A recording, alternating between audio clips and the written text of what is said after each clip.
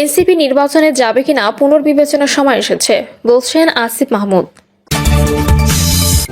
এদিকে ফয়জুল করিমের আসনে প্রার্থী দেবে না জামায়াত। এবারে নির্বাচন কোনো গোজামিলে নির্বাচন হবে না বলছেন প্রধান উপদেষ্টা।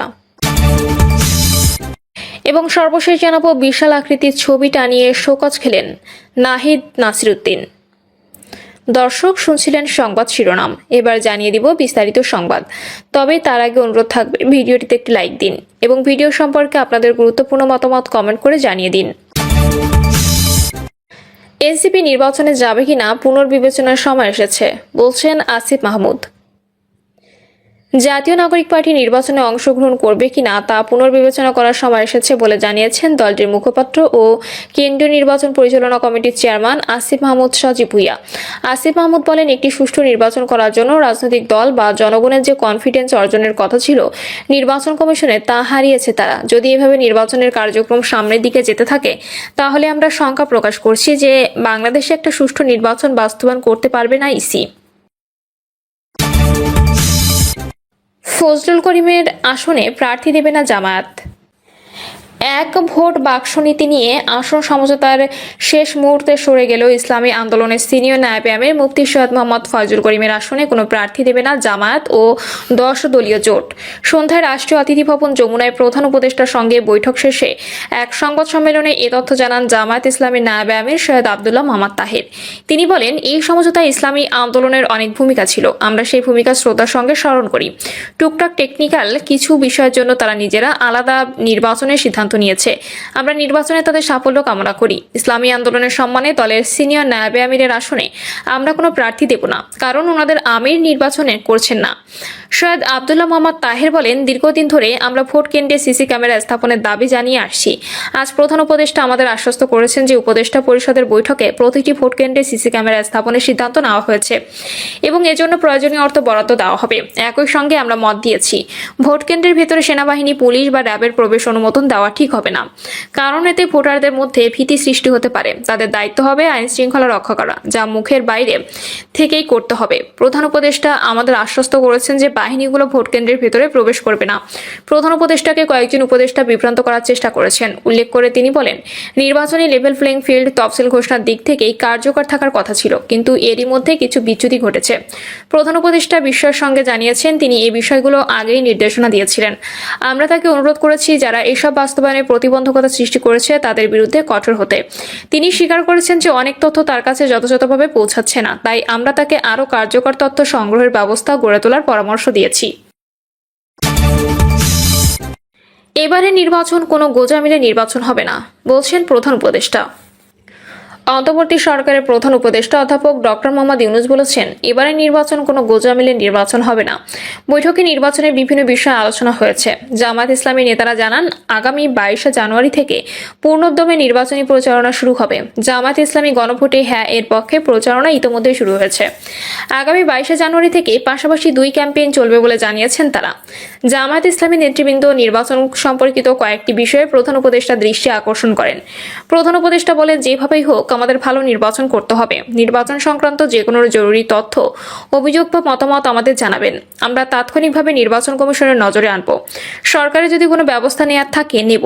কেন্দ্রগুলো খুব দ্রুত সিসি ক্যামেরার আওতাধীন আনা হবে জানিয়ে প্রধান উপদেষ্টা বলেন, অধিকাংশ কেন্দ্রে সিসি ক্যামেরা থাকবে, এগুলো জানুয়ারির মধ্যে ইনস্টল হয়ে যাবে। ঝুঁকির আশঙ্কা আছে এমন কেন্দ্রের দায়িত্বপ্রাপ্ত কর্মকর্তাদের বডি ক্যামেরা থাকবে। কন্ট্রোল রুম থেকে এগুলো সব মনিটর করা হবে। ভোটের রেকর্ডে থাকবে যাতে কোনো অনাকাঙ্ক্ষিত ঘটনা ঘটা মাত্রই যেন ব্যবস্থা নেওয়া যায়। গণভোটে হ্যাঁ ভোটের পক্ষে সরকারের প্রচারের বিষয়ে প্রধান উপদেষ্টা বলেন, কেউ কেউ বলছেন গণভোটে হ্যাঁ ভোটের পক্ষে সরকারের প্রচারণা আইনসম্মত কিনা, কিন্তু আমরা সংশ্লিষ্ট সকলের সাথে কথা বলে নিশ্চিত হয়েছি এতে কোনো আইনগত ব্যবস্থা নেই।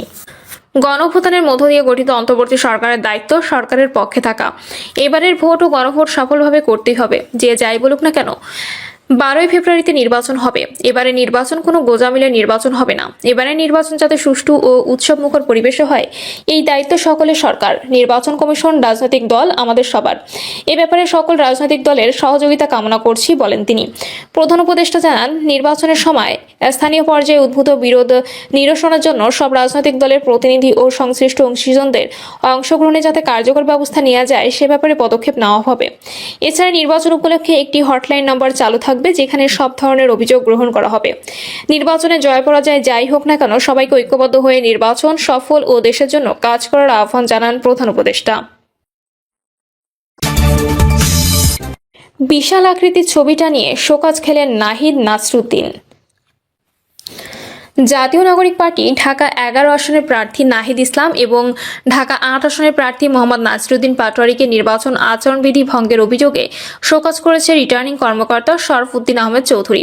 তাকে শোকজ করেন রিটার্নিং কর্মকর্তা। নাহিদ ইসলামকে লেখা চিঠিতে রিটার্নিং কর্মকর্তা উল্লেখ করেন, আসন্ন ত্রয়োদশ জাতীয় সংসদ নির্বাচন উপলক্ষে ঢাকা 11 আসনে একাধিক গুরুত্বপূর্ণ স্থানে আপনার নিজের বিশাল আকৃতির রঙিন ছবি সংবলিত ঢাকা 11 উল্লেখপূর্বক দেশ সংস্কারের গণভোট হ্যাঁ এর পক্ষে থাকুন স্লোগান সম্বলিত বিলবোর্ড রিটার্নিং অফিসারের দৃষ্টিগোচর হয়েছে, যা জাতীয় সংসদ নির্বাচন আচরণ বিধিমালার পরিপন্থী। সংসদ নির্বাচন উপলক্ষে রাজনৈতিক দল ও প্রার্থীর আচরণ বিধিমালা 2025-এর বিধি 18 অনুযায়ী কোনো নিবন্ধিত রাজনৈতিক দল কিংবা তৎকর্তৃক মনোনীত প্রার্থী বা স্বতন্ত্র প্রার্থী কিংবা তাদের পক্ষে অন্য কোনো ব্যক্তি ভোট গ্রহণের জন্য নির্ধারিত দিনের 3 সপ্তাহ সময়ের পূর্বে কোনো প্রকার নির্বাচনী প্রচার শুরু করতে পারবেন না।